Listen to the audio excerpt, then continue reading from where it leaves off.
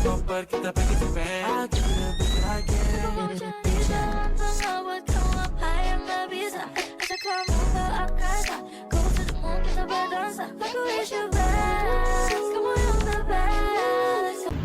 guys, nama aku Talita Onzara dengan NIM 25106040050. Halo guys, kenalin nama aku Wardah Wirina Wafiati NIM 25106040051. Halo semuanya, perkenalan saya Patrick Wesley, NIM saya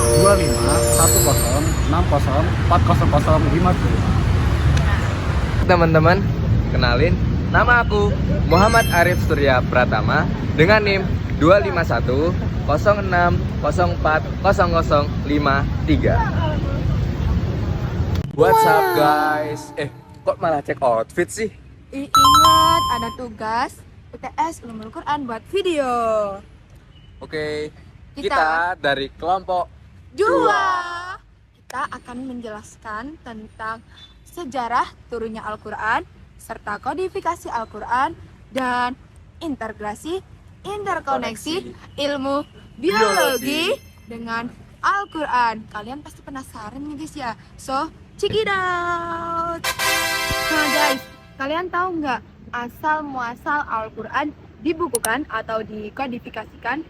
Jadi Al-Quran dulu tuh nggak kayak sekarang ya guys, udah cantik, udah bisa dibaca, ada tajwidnya. Nah jadi dulu tuh setiap wahyu itu turun, mereka tuh langsung hafalin apa yang telah diwahyukan kepada Rasulullah Shallallahu Alaihi Wasallam. Selain menghafal Al-Quran, dulu tuh ada sebagian sahabat Rasulullah yang diperintahkan untuk mencatat wahyu-wahyu yang telah diturunkan, yaitu kayak di tulang, di kulit sapi, di pelepah kurma, dan lain-lain. Pokoknya nggak di kertas gitu guys.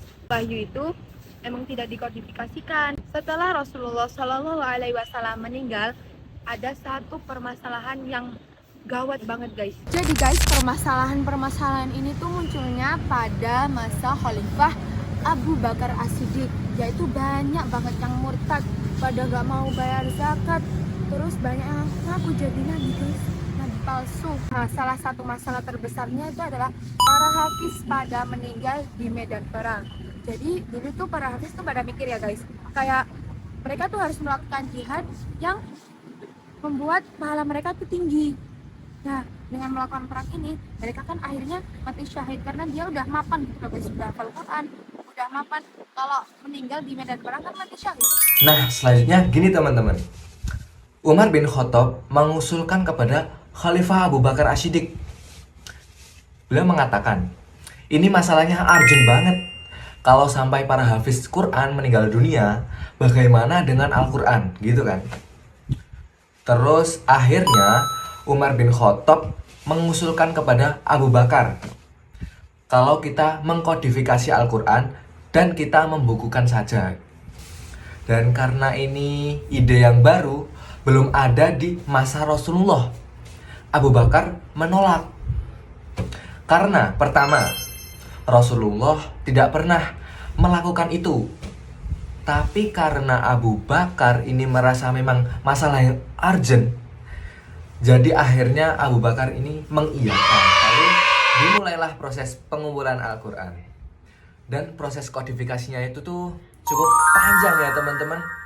Jadi dulu tuh Al-Quran itu nggak kayak sekarang. Sekarang tuh udah bagus, udah cantik banget, ada tanda bacanya juga.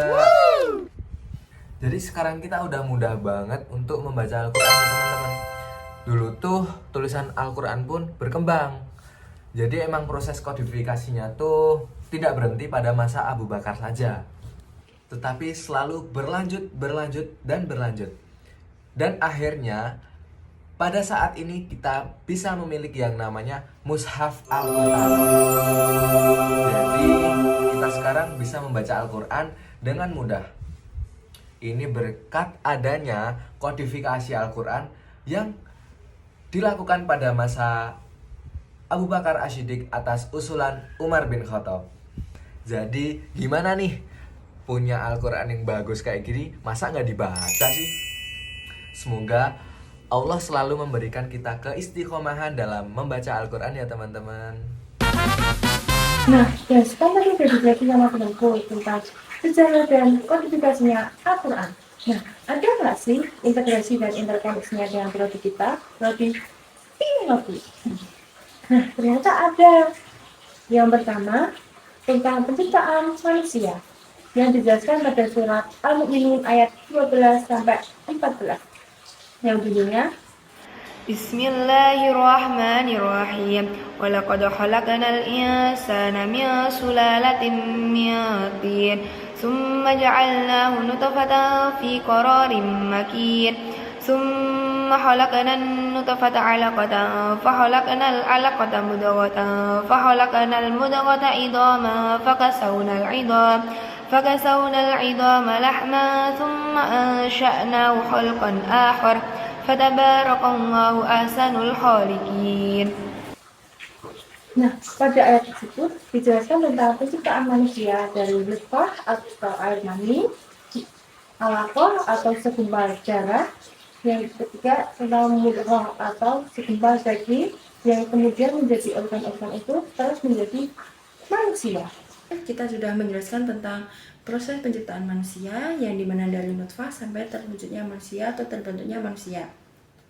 Yang kedua, kita memasuki proses kehidupan dari air yang dimana dijelaskan pada surat Al-Anbiya ayat 30 yang bunyinya Bismillahirrahmanirrahim. Awalam yaral ladina kafaru anna as-samawati wal arda kanata rizqan fafataqnahuma waj'alna minal ma'i kulla syai'in hayy afala yu'minun. Nah, pada ayat tersebut menjelaskan ada air merupakan sumber kehidupan utama bagi makhluk hidup di bumi ini, baik hewan, tumbuhan maupun manusia yang bergantung pada air untuk bertahan hidup.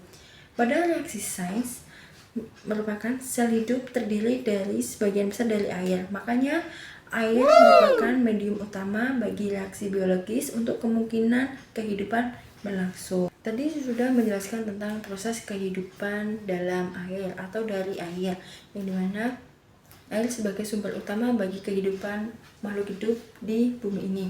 Yang ketiga, kita memasuki keanekaragaman hayati yang dijelaskan pada surat An-Nur ayat 45 dan Bismillahirrahmanirrahim.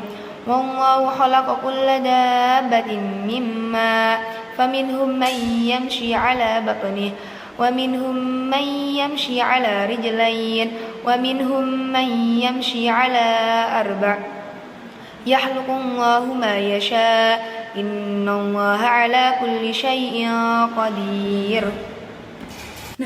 Pada dua ayat tersebut menjelaskan bahwa keanekaragaman bentuk, warna, jenis makhluk hidup, yaitu tumbuhan, hewan, bahkan manusia, itu termasuk bukti kebesaran Allah SWT yang menjadi dasar konsep keanekaragaman hayati dalam Islam, di mana diciptakan makhluk dengan peran dan fungsi dengan yang berbeda agar menjaga keseimbangan ekosistem yang berlangsung. Dari tiga tersebut yang saya sebutkan tadi, itu termasuk integrasi interkoneksinya Al-Quran dengan biologi. Dan itu hanya beberapa saja, aslinya ada banyak banget, tapi tidak bisa disebutkan. Nah, itu mungkin bisa menjadi pandangan teman-teman agar tahu apa sih integrasi interkoneksinya Al-Quran dengan biologi. Nah, bagaimana guys? Sudah paham kan apa yang sudah dijelaskan oleh teman-teman saya? Mulai dari sejarah kodifikasi Al-Quran, lalu penjelasan integrasi interkoneksi, dan kaitannya dari ilmu biologi seperti awal mula penciptaan manusia, lalu ada hidup secara berpasang-pasangan, dan masih banyak lagi.